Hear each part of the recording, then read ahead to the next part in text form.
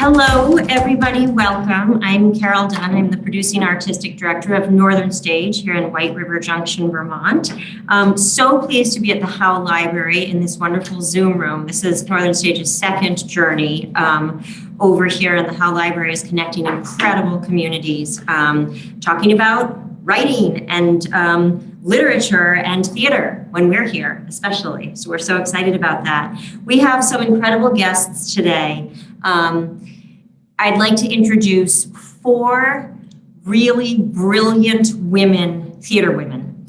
Celeste Jennings is a costume designer and playwright, currently an MFA candidate at NYU. She is expected to graduate in the spring of 2023. Celeste, I know you're going to graduate. She uses the language of her family to quilt love songs for Black people and invites them to stop and rest a while as they refamiliarize themselves with the poetic diction of home. She loves to incorporate her unique perspective into her work and is particularly motivated to uplift and protect Black women as a writer and designer. Her dream projects evoke the past, present, and future and remind Black women that they are loved, that they're soft, powerful, capable of resting, deserving of liberation, and that they are everything that they always have been. Most recently, she developed her play, Above Water, which is playing now at Northern Stage, directed by our next guest, Abigail Jean-Baptiste. She is also developing Contentious Woman with Play Company. Selected works include Citrus, which was produced at Northern Stage, and Processing. She collaborated with JAG Productions in a designer workshop of Urinetown in New York and was an assistant designer on The Notebook. Celeste, welcome. We're so glad you're here. Abigail Jean-Baptiste is a brilliant director, theater maker, and directed our current production of Above Water. So I've spent the last month with these two amazing artists. Abigail Jean-Baptiste she was born and based in New York City with familial roots in Haiti and the American South. Her work intersects with critical race theory and contemporary Black visual art to reimagine understandings of the past. Guided by questions about Blackness and femininity and kinship, her work uses images, language, repeatable gestures, tangible objects in an ongoing search to build unconventional ways of being. Projects include, of course, Above Water, The House That Will Not Stand by Marcus Gardley at Le Petit Theatre, New Orleans, The Story of a Circle by David Ryan Smith with Soho Rep, many more. Currently, Abigail is a part of Classic Stage Company and New George's Jam. She has also been an associate or assistant director on Broadway and off with Liliana Blaine Cruz, Sahim Ali, Diane Paulus, Sam Gold, and John Doyle. In 2020, she was named one of the Powerhouse Women Directors, theater fans, and industry pros should know. Abigail, there are so many amazing things in here, I'm stumbling. Should know by Playbill. Most recently, she directed Angela Davis's School for Girls with Big Eyes by Thalia Sablon at Rutgers. She's a Lilly Award winner and got her BA at Princeton University. Welcome, Abigail. And my colleague, Eileen J. Morris, the artistic director of the Ensemble Theater in Houston. Eileen has produced over 87 productions, which include 8 world premieres, 70 regional premieres. She was named the 2021 Director of Decade for Fences by Broadway World Houston and awarded the 2020 USITT Award for her contributions to the performing arts community in Texas. Recent Ensemble Theater directing credits include Love and Southern Discomfort, Single Black Female, and The Lawsons, A Civil Rights Love Story. In 2021, she was the Associate Director for Sweat at the Alley Theater, Houston. Eileen also serves as Vice President of the Board for Theater Communications Group and as a consultant for the Black Theater Network. A proud member of Stage Directors and Choreographers, Eileen holds the distinction of being the only woman in the world to direct all 8 of the August Wilson 10-play cycle. Eileen Morris. Wait, so you have 2 more to direct. Okay. Crystal Rae is currently starring in the production of Paradise Blue by Dominic Morisseau at the Ensemble Theater. Crystal Rae is a classically trained singer, songwriter, actress, and writer for stage and screen. She's an award-winning playwright and proud member of the Dramatists Guild. Her latest show, Tide, a one-man play, which was produced by On the Verge Theater in collaboration with the Ensemble, was the recipient of the Black Seed Grant. When she isn't writing, you'll find her leading puppeteering workshops for incarcerated youth through Huston's Brave Little Company or directing short films. Check out her new puppetry show, Saving Savant, on YouTube. Welcome, Crystal. So everyone, thank you so much for being with us tonight. Our topic is, we want to talk about Black women creatives, and I want to help frame this conversation with all of us by talking a little bit about a group that Eileen and I are a part of. It's called the Bold Theater Women's Leadership Circle, and it is a grant that funds 8 theaters across the United States. The grant goes to visionary artistic directors like Eileen, and the grant is supposed to support the nurturing, development, and support of women artistic directors in the American theater. In 2015, 17% of artistic directors of major theaters in our country were women. Of all of the artistic directors in the country, and of all of the women, 1 woman identified as of color. That's 2015. And so what's important to talk about today with our colleagues is, for Black women creators, where are we? Where have we come from, and what do we see for the future? I would love to ask each of you, if this is all right. Abigail, I'd love to start with you. Could you just tell us a little bit about how you started in the theater and sort of where you are on your journey? What's getting you passionate right now? Yeah, hello everyone. Thanks for joining us. So theater has always been sort of a part of my life, mostly as a theater goer. I grew up in New York, and so I was always going to shows with school or with family. And I just found it so captivating, so exciting to be in person with other people, experiencing something live with each other. I can't even remember the first thing I saw. I just remember loving live theater forever. And I didn't really consider it something I would do. But I really loved watching it. And I think looking back, a big part of that was that there was no one who looked like me doing it in the stuff that I was seeing, which was more like mainstream hyper-visible stuff in New York. Stuff that had more posters around or had more ads, because there is and has always been Black theater in this country and the world, right? But it's just not funded in the same ways, not visible in the same ways. So it was only through college when I was introduced through classes and through mentors to the long, long lineage of Black theater makers that I was like, oh, this is a thing that I can do. And there are more there are more ways to create than just being on stage, which was also sort of my first gateway of making theater was being an actor.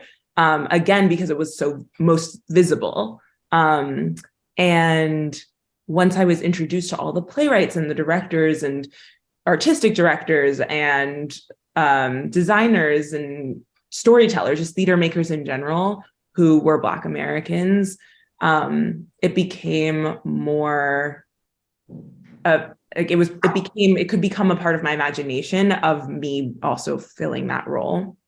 And so in college, I did a lot of theater making with student groups and with the programs that the school offered. And I was really resistant to doing it. I still even though I could imagine myself in an educational setting doing it, leaving education and doing it for real seemed extremely out of reach. And it was only as I was graduating, then I was like, wait, but it's the only thing I know how to do, because I took up all my time. Like, I just loved it so much. And I started after graduating, just meeting with so many people, talking to people about it, like, theater. And I'm not so familiar with this, but I'm learning more about how theater is such like originally an apprentice-based field. Right. Like, you would shadow people and learn and pass down mentorship and have lateral mentorship, and so much of theater history is like kept orally and passed down to people. So that was really my like method of getting familiar with this process, the professional theater process, just like talking to as many people as I could, and finding ways to articulate the kind of theater I wanted to make, which took a long time to find that vocabulary. And I think that's why the past is so important to me, because I really feel like I'm constantly trying to like archive and dig for the ways that theater has already been made in the way I want to continue and carry on traditions. I think that there is a bit of a like hotspot right now on like Black theater and like the new ways that it's being done, and like, whoa, sensationalizing it. Yeah. And I'm really interested in like rerouting it in what already has happened and just was made invisible and covered up actively by the white mainstream. Yeah. So that's like also a lot of my work as I'm like continuing to find gigs and whatever in the different roles that I'm excited about. I'm also like trying to like dig behind me and find what I can anchor myself with. Yeah. So yeah, talking to a lot of people, trying to get into as many rooms as I could, continuing to like read new plays and find new playwrights who have like similar artistic mindsets as me. Like, meeting Celeste has been a really exciting moment for me in my career and my artistic journey. And then also like figuring out like, oh, I don't have to just be one thing to be a theater maker, right? Like, what does it mean if I'm also writing? What does it mean if I'm also like seeing what other like designers are doing and stage managers are doing, and like how can it be a holistic process is also really exciting to me. So yeah, that's a little bit about me. Oh, thank you. Crystal, do you want to talk a little bit about how you got started in theater? I'm just curious. And then of course puppetry too, we must hear more. Sure. I was born into a very artistic, creative family. Nobody's really making their money doing that, but you're going to hear stories if you're in their presence. And that's just the start of my whole genesis was the birthing. It was the family that was given to me. I'm like, oh, this was the right family. As far as like jumping into school stuff, I didn't pass a science class in high school, and my mother was a little burned up about that grade. And she was like, well, I guess you better rethink this doctor thing, because my aunt is a doctor and I secretly have always really admired her. And so I had planned to be a doctor too. And when I didn't pass that science class, my mom was like, I guess you better get that up. So unfortunately, what that meant was, I guess I need to be an actress, because though she didn't know that those were the two things I was kind of vying between. I think she would maybe take that moment back, like, try again, daughter. I believe in you. But no, I was like, okay, then I'll just be an actress. And off to theater school I went. I am really excited for her in her old age, because she'll probably have to stay with me with no other options. The other two children are way more stable than I, though. So she'll probably try to go with my youngest sister. Point being, I'm happy to be doing what I'm doing. And that was why I chose my major. I was like, oh, well, then thank you, mother, for helping me pick. So did theater in college. The puppets came about because of 2020. And I dare not even say that number, because I know it causes a groan and for some people to pass gas. But I had planned to learn filmmaking with other actors, and suddenly people weren't coming outside anymore, even if I paid them. And so I needed something to shoot and to look at and to practice cinematography, since that was not my background. And I was like, well, I've got these puppets. and I teach theater for middle schoolers. And so I bought puppets for them, but they became my actors for the scenes. And then it was the crudest light bulb in the world. I love doing accents. I love personalities. I love jumping in and out of characters, whether I'm asked to or not. And suddenly the puppets gave me room to do that without a psychoanalysis. And I was super in love quite quickly. And so I've been trying to sneak them into anything and everything people let me do. Ensemble was really sweet to ask me to do, to kind of create a Christmas character. And I was like, can I bring a puppet? Like, and so then, you know, it's kind of like, you know, like I keep finding spaces for them and hopefully telling stories with them in ways that, I mean, there's nothing new under the sun. And yet I am just finding a bit of bubble and joy in that space. And so that's my new happy land. I am learning my way around. Thanks for having me. That's amazing. And it's actually like also what Abigail was saying, this is a time of really, as artists, we are all diversifying what we do, from writing, performing. I mean, Celeste, you're a costume designer, you're a writer. Were you ever an actor, Celeste? Never. Celeste says she's gonna stay in her lane. Come on, Celeste. Yeah. So Celeste, I'd love it if you just might chat a little bit maybe about when you started in the theater and why. Was that at Dartmouth? Or it actually was. Yeah. Hey, y'all. Thanks so much for having me tonight. I've been getting so much joy hearing Abigail and Crystal Rae's stories about theater, or how their genesis in theater. Yeah, I definitely grew up going to shows. My mom is an English teacher, so it was something that was revered in my household, but it was just like, okay, we go see the play. Like I don't think I was indifferent, but I certainly wasn't like excited, as excited as I am now to go see a theater piece. But yeah, when I started undergrad I was at Dartmouth, my work study assignment was in the costume shop because I knew how to sew. And I had no idea that like technical theater was even a concept. I had just never considered it in my entire life. And I pretty immediately fell in love with getting to be backstage and like learn psychology around characters and really analyze them and figure out how to interpret a story in terms of dress and clothing and fashion. And I just had the time of my life and really kind of like found a lot of fun in theater as a costume designer. And I think by my sophomore year, I knew that I wanted to be a professional costume designer.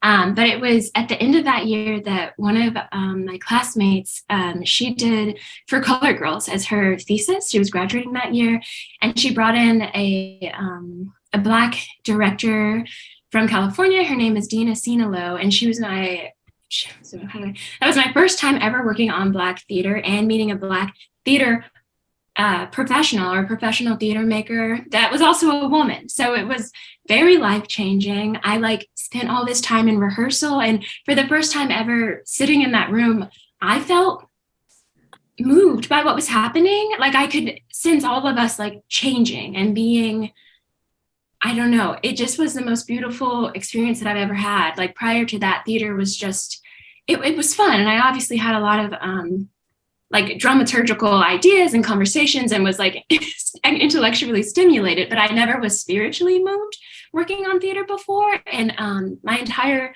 mindset changed.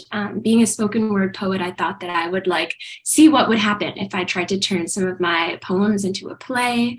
And that kind of like small idea led to my first play, Citrus, that Northern Stage then produced, which I'm so grateful for. And yeah, I don't know. I feel like I've just been kind of like thrown into theater, and I couldn't be more grateful. I was an environmental studies major. And now I have no idea. But Celeste, one other thing that you shared with me, we were doing a production at Dartmouth, and the wonderful lighting designer, Kathy Perkins, Black woman lighting designer, probably the only one in the country, right, for years, right? You said that you had never met a Black woman designer.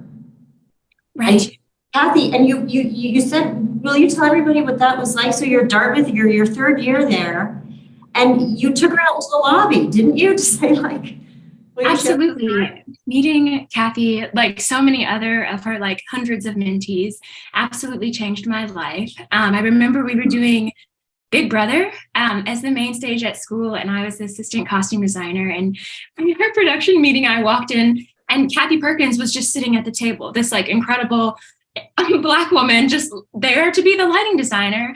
And nobody told me. I felt very betrayed the entire meeting. I was just like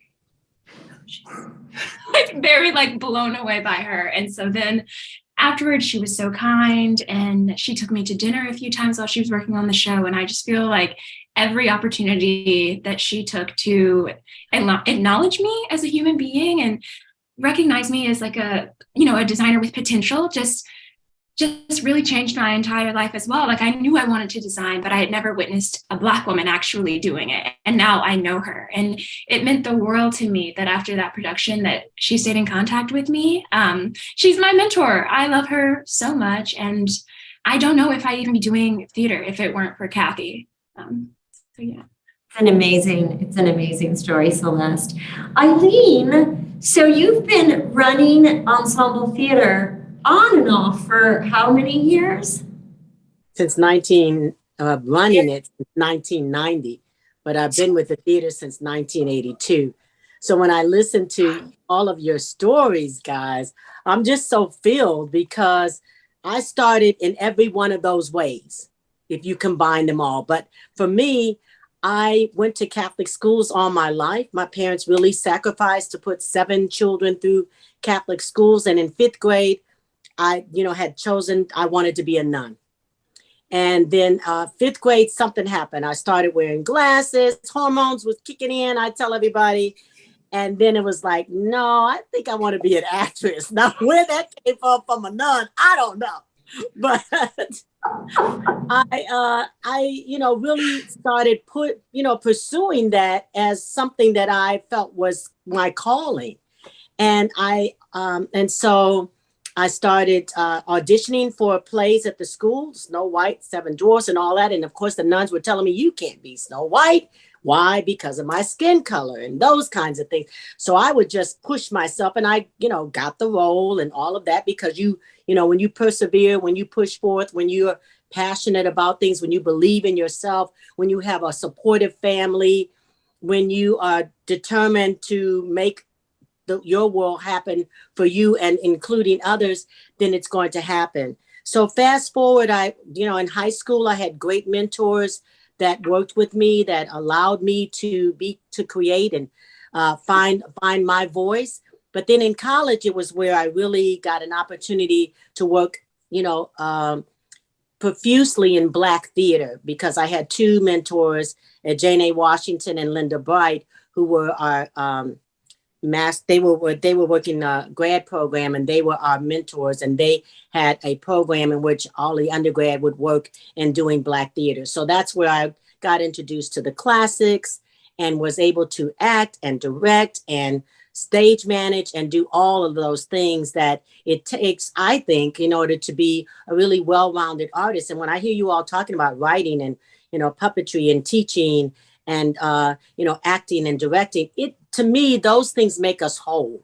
They help us to have a better sense of what the art has to offer and how we can best be of service, because that's what we're doing. We're being of service in this field of theater that we do each and every day. So for me, when I fast forward to all of those things, I came to Houston and wanted to volunteer with the Ensemble Theater just to get my foot in the door. Much like what Crystal Rae, she didn't mention it, but that's what she did. She drove across country to the Ensemble Theater and said, hey, I'll do whatever it is that you want me to do, but I want to be a part of this community.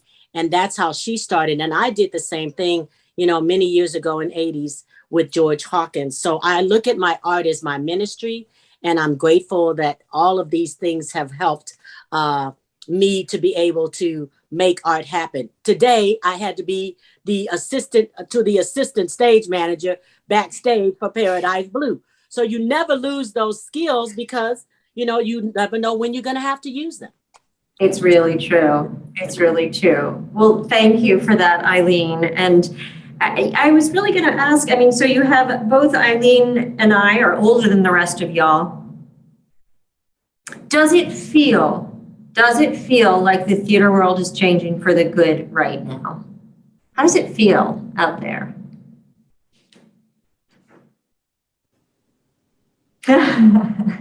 Anyone? I'm so curious what, Eileen, your experience of it is, like what it feels like right now in comparison to when you were first starting. I think definitely there's more opportunities for us as Black women, especially. I mean, Carol gave some really strong statistics, but the cycle of how the world is receiving and taking in Black art is just a cycle, because it happened in the 80s, it happened in 2000, and it's happening, now. So when you look at it, it's just a part of what has been, well, in the 70s, because if you think about it, the 70s is where the Black arts movement took place. And so all of these Black educators and professors and academicians and theater makers, wanted to find a place like Mr. Hawkins to where Black people could practice and perfect their craft. Thus, all of these institutions came about. Carol House, New Federal Theater, Ensemble Theater, Penumbra Theater Company, Black Ensemble Company, St. Louis Black Rep. I mean, we could name, there's at least 40 theater companies in the world that are around that, Black arts movement age. And then that's why I say it's just continuing on. So I think that it definitely has afforded us an opportunity to revisit. I think we have more access because of internet, because of, word of mouth, because of people, because of how we can do things. It's easier a little bit to gain access to people, whereas before you had to know somebody and knew somebody and knew somebody, and it wasn't email and all of that, right? You got to pick up the phone and call and wait, or, whatever that was, send a carrier pigeon to that city and find out how are you going to get a hold of them, or go to the city. So I think that those things really help strengthen who we are and who we continue to be.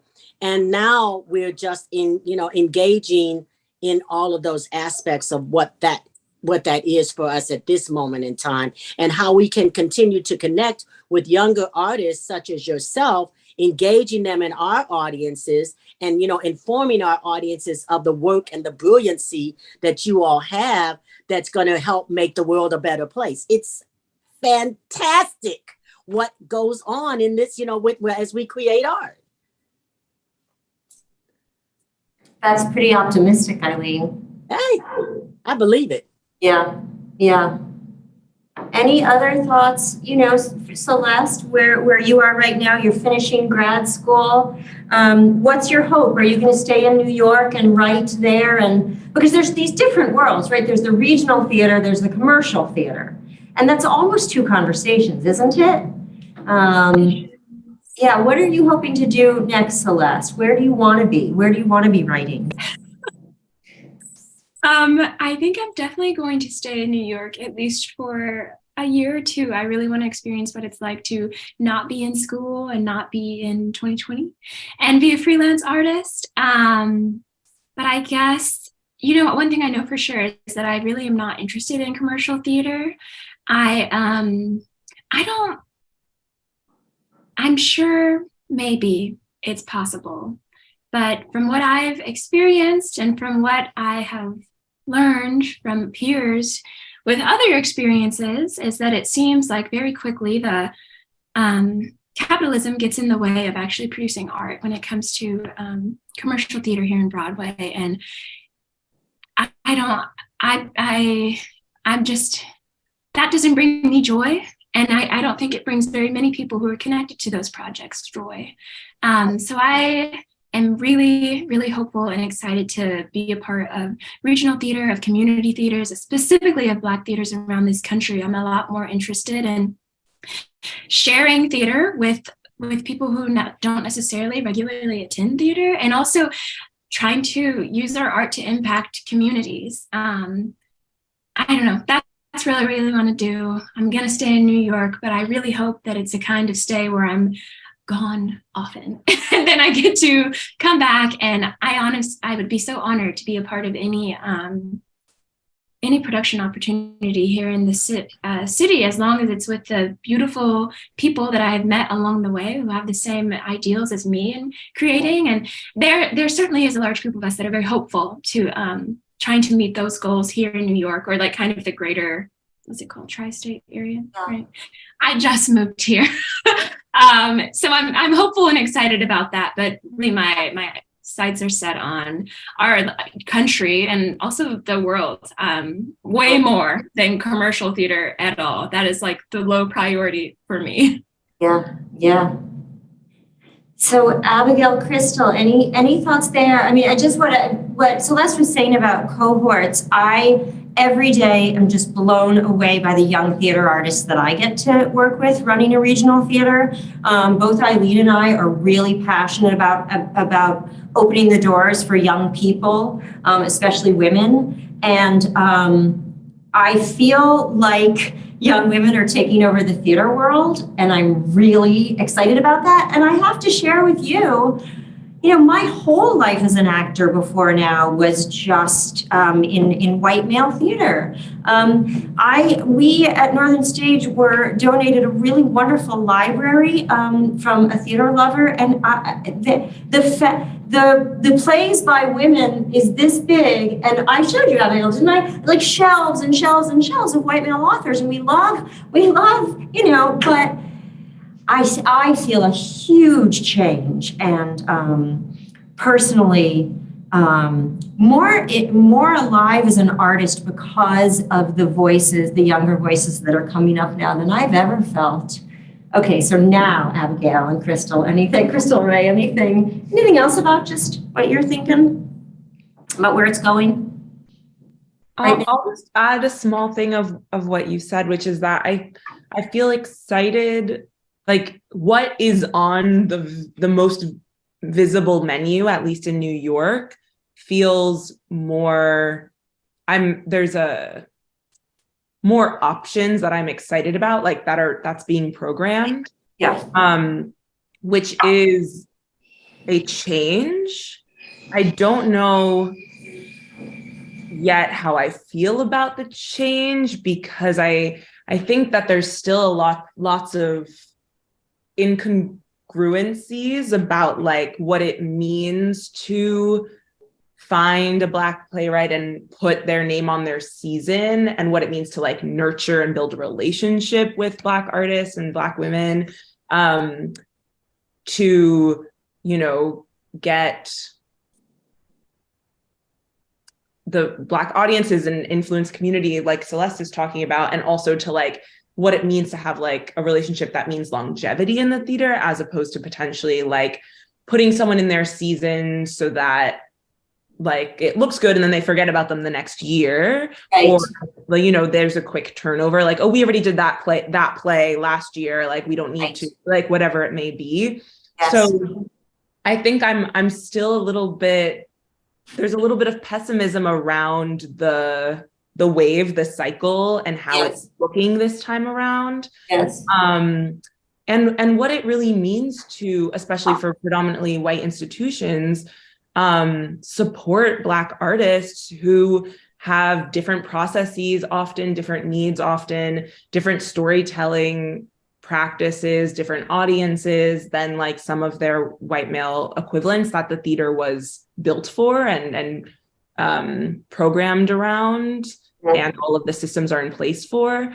So I've yet to see a lot of those theaters in New York like make huge like systemic changes to the ways that they're producing art. It looks a little bit like, square peg in a round hole, to look a certain way. And so I definitely have a bit of cautious pessimism around it. But as a theater goer, I am excited to see more stories that challenge me, resonate with me, talk about Blackness, and hire Black women.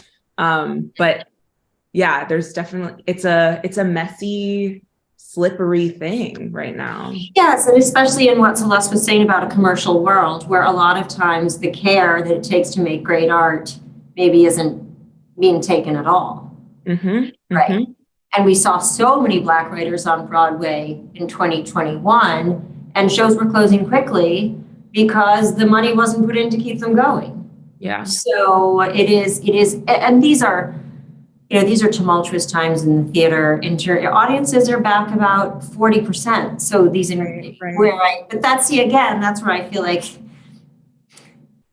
you're young, you're visionary, you're making the theater that I think is going to save the American theater. That's how I feel about it. There's this beautiful new wave of creativity.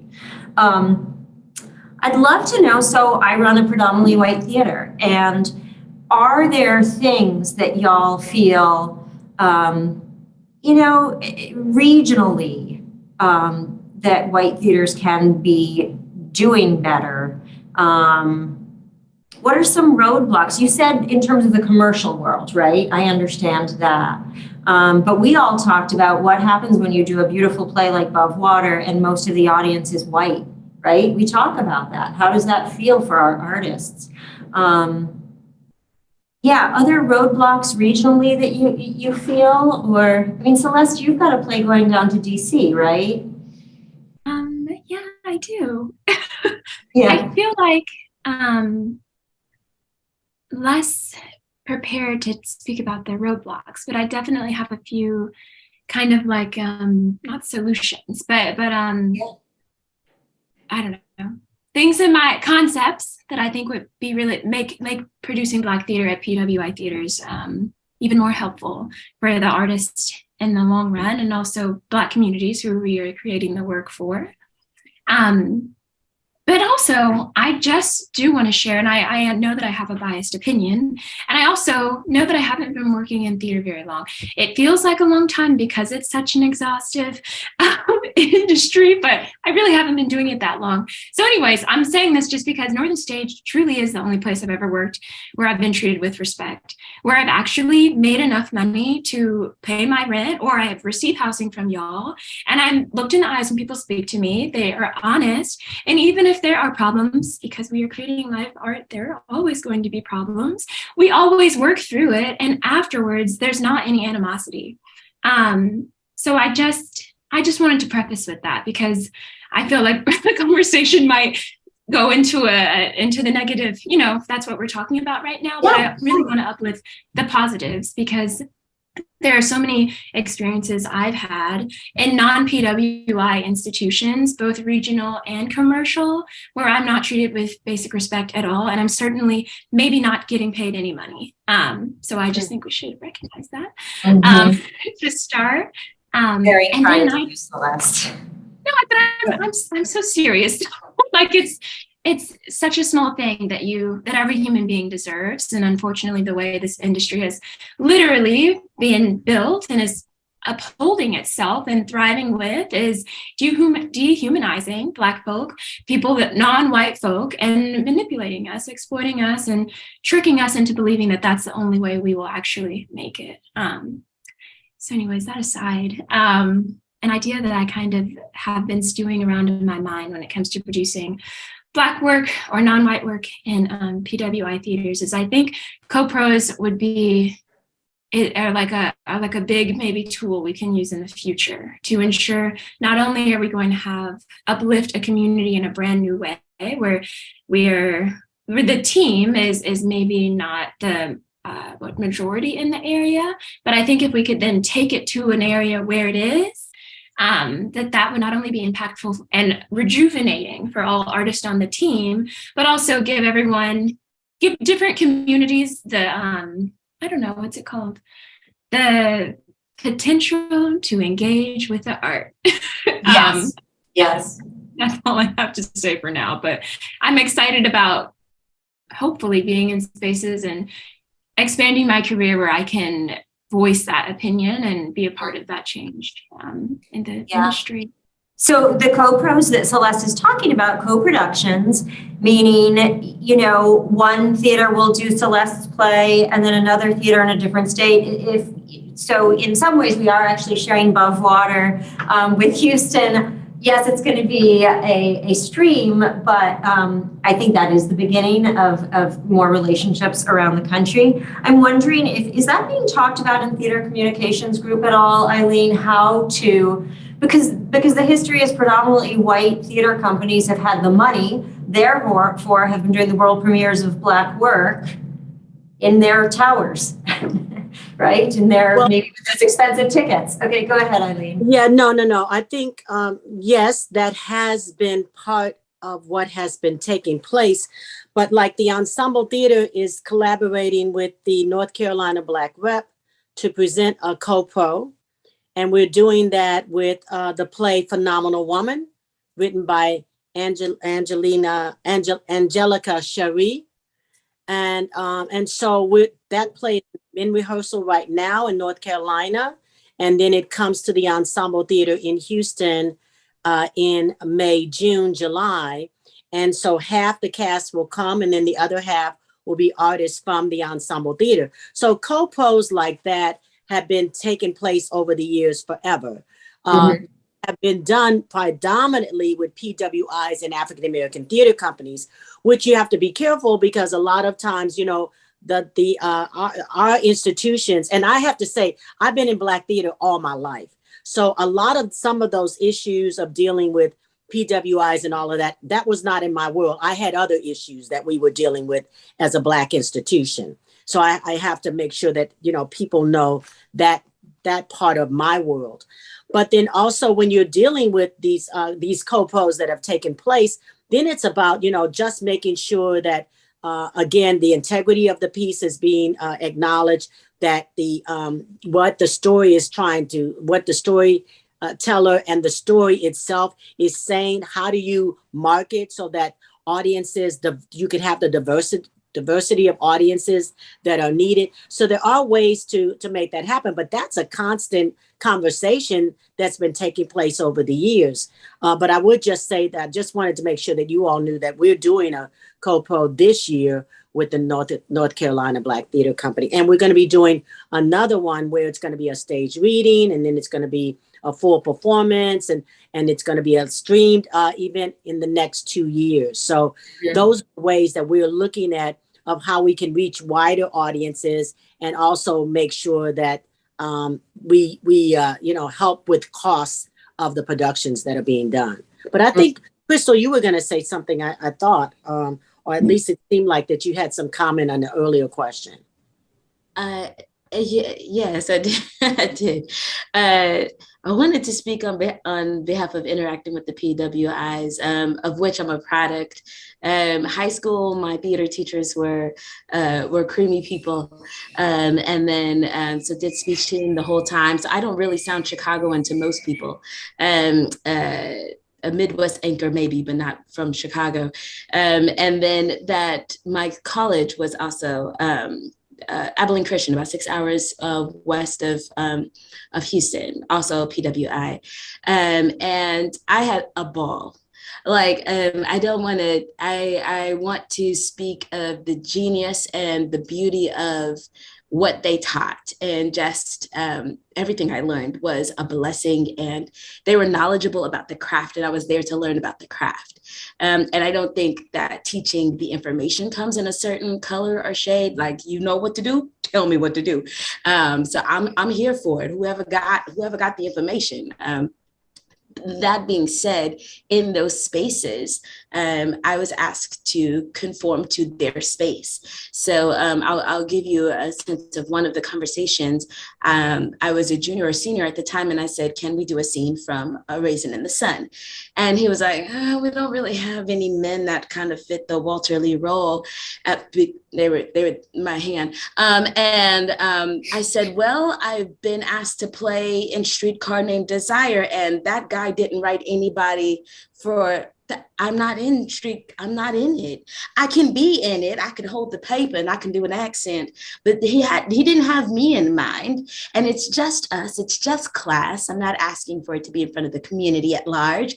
We're not selling tickets. It's just the 12 of us. He can eat my scrambled eggs. This is not a racial moment. This is not a scene about racial complexity. It's eat the eggs, Walter Lee. You see what I'm saying? So nothing was really on the line here. I wasn't asking him to identify as being a Shaka Zulu warrior who had been chained. I would just wanted him to play my husband for a few minutes, and I get to play a Black woman for once.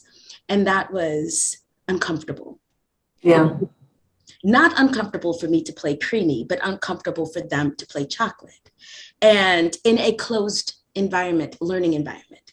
And so I left my college career never having ever been me under my degree. Does that make sense? This is what I'm saying?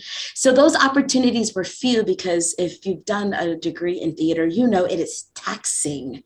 And so there were like Black History Club performances that I tried to sneak to, but I had to sneak because there were rules in the theater department about, being in other places when you should be getting a degree. But that being said, I left the space wondering, will I ever get a chance to play me? And so for all of the knowledge for which I'm grateful, and the opportunities that I think PWI institutions are purposefully creating with as much good intent as they can, every once in a while it does become uncomfortable when I'm asked not to be me in the space. And so I love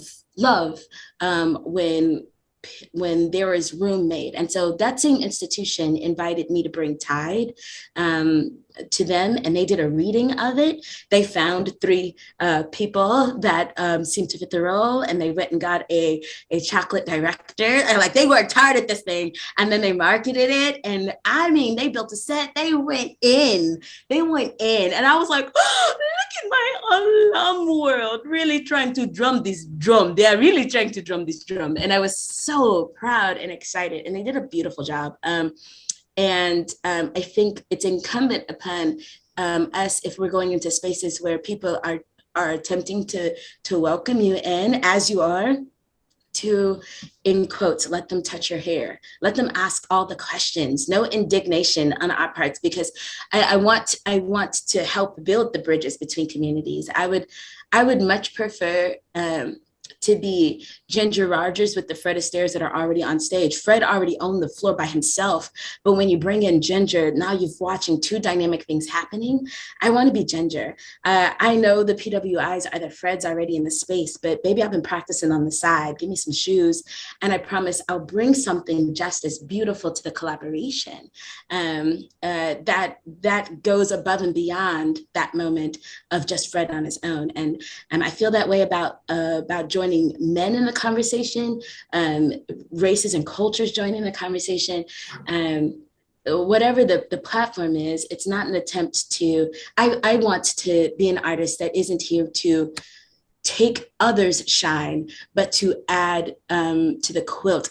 I was reading Celeste, I think it was the write-up on you, and you were saying quilting people's songs, or some beautiful line like that. And I was like, and that just sang to me, because a quilt, there is no one square that is the focus. It's the stitching of all of us together. And so I love that spaces like that exist. That there are spaces for you, Celeste, in this world, and that we are learning to hopefully truly coexist, and that the stage has room for all of us, and that we can learn from the scores of white men who've been writing for centuries, and the scores of other voices that are singing. I want to be a part of an orchestra. I don't want to be a soloist. Crystal Rae, I will never forget your Fred and Ginger analogy. It's brilliant. It's brilliant. And the idea of being in an orchestra, you're so right. I would love to open this up to the audience for questions. If you have a question, friends, knowing that our artists are very busy, Please type it in the comments. Is that what we're going to do, team? Yes, in the chat if you have any questions. And let us know, Jared, if you've got anything. Nothing yet? I guess I would love, maybe as we're waiting to see if people have questions, who are some of your favorite artists? Just share. Oh, is there something there? Thank you. So thank you all for sharing. How can a PWI support Black artists? I think yes. So the question is, how can a predominantly white institution support Black artists better? Yes. Well, we've touched a bit, I think, on that idea of changing the space, right? Want to recap a bit of this? Maybe. I'll also add, I think, I mean, this is a very simple thing, but a huge thing that Celeste also touched on is like listening to what your Black artists need, what your artists need. Like, I think that there's a lot assumed, like, this is how things work and this is how the best way for it to function.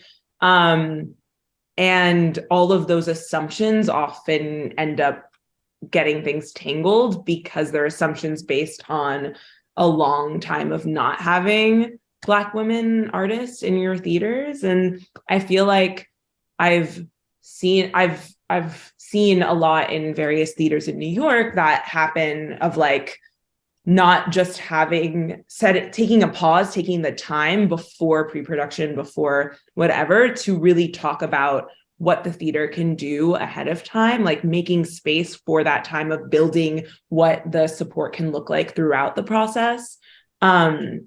Because again, like all Black women artists are so different, right? Where we're not a monolith and there's different needs for every individual and every group of artists that are going to make up a cast or a design team or whatever it may be. And so having the conversation and taking that moment of being like, actually, we can't do it the way we've always been doing it because that way was not for these artists. That piece of it is really important. I would just add to that it is about conversation, Abigail. I think that that's hugely important in everything that we do. And I'm going to speak from an institution perspective right at this moment, if that's okay, Carol. And that is that for us, our PWIs now here in Houston are getting a lot of the plays written by, Black women, Black artists, Black playwrights that are Broadway shows or shows that are popular.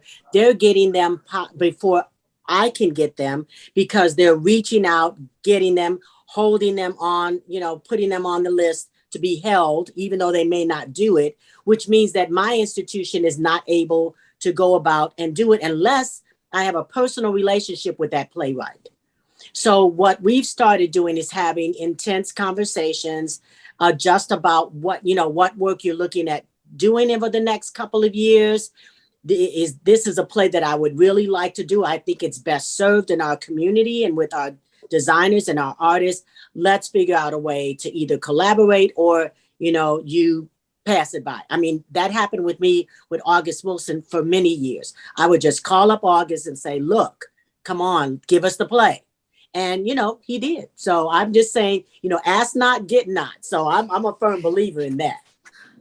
So right, Eileen. Thank you. Any other questions so far? Not right now. Okay. Yeah, I just thought it would be fun because we have so many people on who are readers because this is a library. Who should we all read? Who inspires you? Celeste is always introducing me to artists. Who inspires you right now, everyone?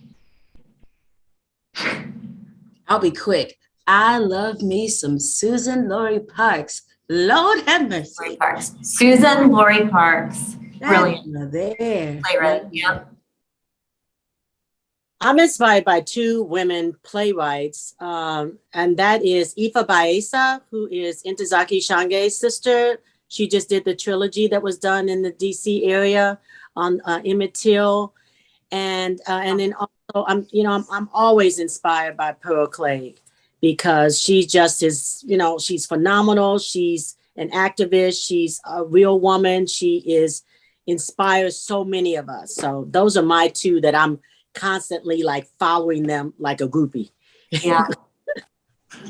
It actually would be great at the library if we get some of these plays, and we'll talk about that. But we did do a big thing on Pearl Clegg a couple of years ago, I think with Howe Library. Go ahead, Abigail. I was just gonna add someone who I came across like within the last year who I'm really excited about is Aisha Rahman, who was huge in the Black arts movement, and I never was taught anything about her. And I'm so excited and thrilled to like be connected to that now, and can now dig in and continue to read everything that she wrote. But that's someone who I'm really excited about right now. And also, I think one of the reasons I love Celeste writing so much is because I also am a big poetry fan. And oh my gosh, I can't mess this up. Norbasi Phillip is someone who I love a lot. There's a poetry collection called She Tries Her Tongue, Her Silent Softly Breaks, that I definitely recommend. Thank you. Thank you. I'll quickly share. I just read this awesome anthology that Kathy put together a very long time ago, and I was embarrassed to read it so late, but it's called African Female Playwrights, and it blew my mind. It's like 7 plays from across the diaspora, and they're all really different and really exciting and engaging. Highly recommend. Thank you. Crystal Rae, do you have anything you want to share? Y'all see, I don't have a poker face. All of my tells are just real, just right on my face, like, ooh, me. No, actually, I had something completely different that went across my brain, and so it's off topic. I can say off topic. Oh, yay, thank you. It'll be our last moment. It'll be our last topic. Go for it, please. Oh, and there's a question in the box. I don't know if, would you? Yeah, we just had a new question. I don't know if you want to go first, Crystal, and then we can do the question.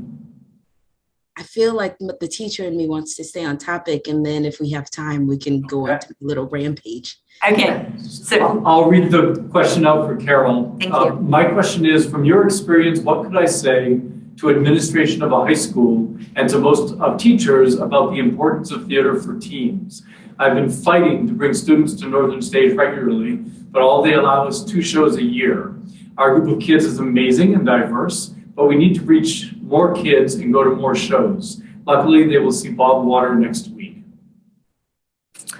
So that's got to be Yulia Baloo. It is. Who is an amazing warrior in our community, bringing people to the theater.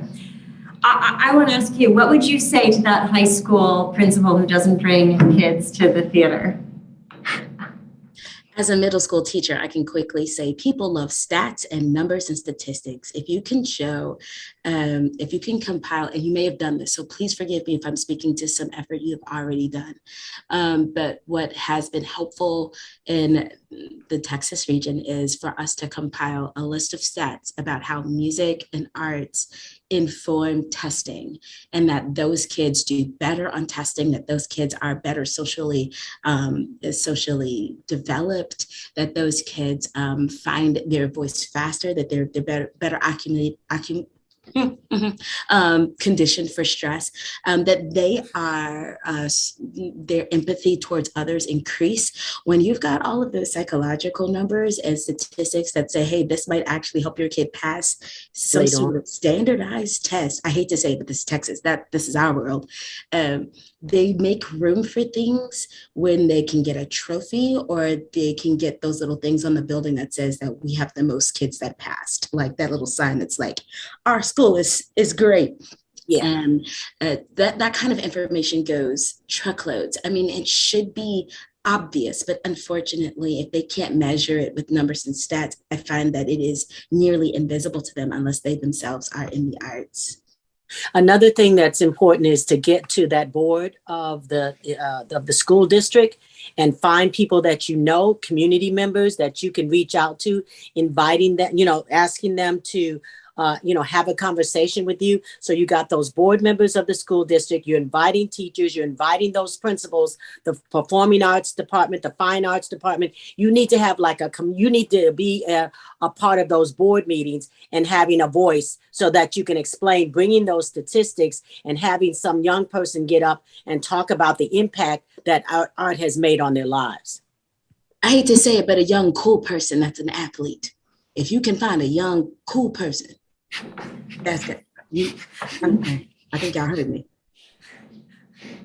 Abigail, were you going to say something? No, it's just so amazing hearing everyone speak. So I'm just fangirling over here. Yeah. Was there one more, Jared, there? Or no? No, someone was sharing a link to an article in chat. Oh, good. Wonderful. I also want to say, in these times of stress, in these times of constant pressure, sitting in a theater is relaxing, and it is food for the soul, and it is respite. And, I know that school administrators are worried about students' mental health, and the arts cleanse us. So that's my pitch. Listen, all of you, what a joy to be together. Thank you so much. I think maybe Crystal has. Oh, Crystal Rae, you had your topic. You're off topic. Go for it. Here. Thank you. And y'all were trying to close. I feel like we please right now. I'm so sorry. We were about to do the benediction. I'll be really swift. To what can people do to support the arts? I wanted to say I had a piece that was produced, and I was having some trouble understanding the person who was directing my play, and he's Caucasian, and I wasn't sure I was reading him correctly, and so I went and asked Miss Eileen, the following things are happening. Am I reading these things correctly? And Miss Eileen was like, yes, and here's what you need to say and do.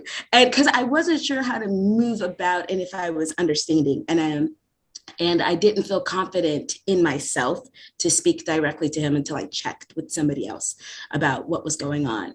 And he did a beautiful job. It was just a cultural communication gap that I was experiencing. And so I wanted to say that if it's at all possible for people to connect with others outside of the space, like I'm in this artist space, but I can bring in somebody to help coach. And if the theater can be supportive of that, that sometimes makes all the difference.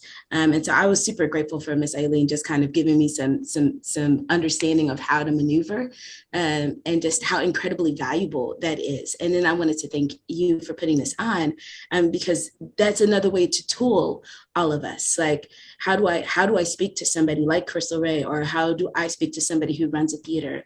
These opportunities give me insight and saying, oh, okay, I know what to say or what to avoid now. And so these things are priceless. And so I'm super grateful that y'all have taken time to do this collaboration. I wrote down all the playwrights y'all mentioned because I didn't know any of them. So I'm literally learning here in the space, and I'm grateful for that. And so the more opportunities like this, I think this is also supporting Black theater makers and creatives. And so more stuff like this, please. It was really absolutely we must. And Paradise Blue at the Ensemble Theater and Water at Northern Stage. Please come and take part in our art. Thank you so much, everyone. It was a joy being together. It was a joy. Thank you, everybody. Good night. Thank you all for being with us. Thank you. Thank you. Bye.